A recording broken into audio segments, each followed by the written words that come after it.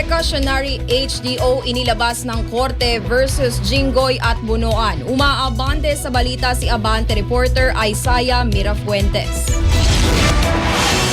Ngayon lang ay naglabas ng precautionary hold departure order ang Manila Regional Trial Court Branch 52 laban kina Senator Jinggoy Estrada at former DPWH Secretary Manuel Bunoan. Ibig sabihin, bawal lumabas ng bansa ang dalawang respondents kaugnay ito sa reklamong plunder na inihain laban sa kanila ng NBI. Sa dokumentong mula sa korte, nakasaad na pinagbabawalan na silang lumabas ng bansa dahil sa posibilidad na takasan nito ang batas. Maliban sa kanila, sabit rin sa kautusan na bawal lumabas ng bansa sina Gerard Ocolencia, former DPWH Undersecretary Roberto Bernardo at former Bulacan 1st District Engineer Henry Alcantara.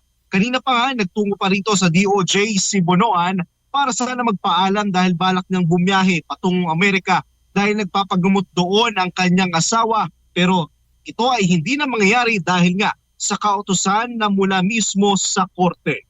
Ako si Isaiah Mirafuentes, Abante.